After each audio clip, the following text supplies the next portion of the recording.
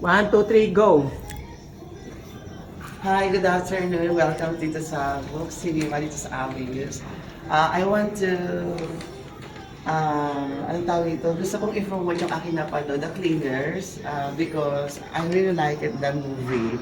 Sa totoo lang, na-excited ako doon sa babaeng character na pinagbibidahan. Tapos sa bad trip ako doon kay Noah. Ang galing-galing niyang bilang kontrabida. Pero, Namatay siya. namatay siya ang ending. Pero ang nagsagip pala ay yung bida. Siya talaga nag-sacrifice sa huli at saka doon sa dulo. Nagustuhan ko yung kanyang pinagbibidahan. Magaling siya sa action, gusto no? kong i-promote ang The Cleaners. Panoorin nyo na. Napakaganda. Panoorin nyo na po. Ano mo, kabayan? Ano yung mga yan? Hindi ko pa ito napapanood. Kaming gusto na lang itong mga ito. Pero kung meron kayong mga chikiting, mas maganda ito. Ayan! Very success pag ito ang panulan ng mga chikiting doon. Lakas ma-cartoon character.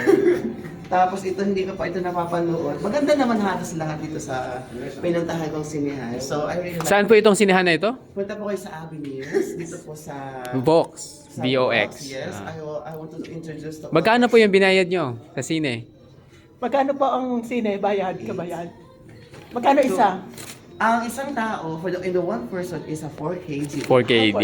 Yeah. Saan ako po? So, lahat is 12 kg.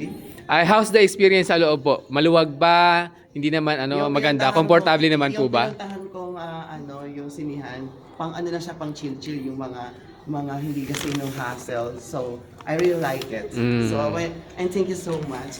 Sana pagbidahan ko din yung napanood. So, salamat sa mga staff. At kung kayo dyan, very success yung aking napanood. Akin si kabayan. Ay, si Kabayan. O, di ba? So, yung mga staff ito. Nagkakanta ang mga staff. So, thank you and mabuhay. God bless. Ayan, sakto 2 minutes. Abo no, 2 minutes.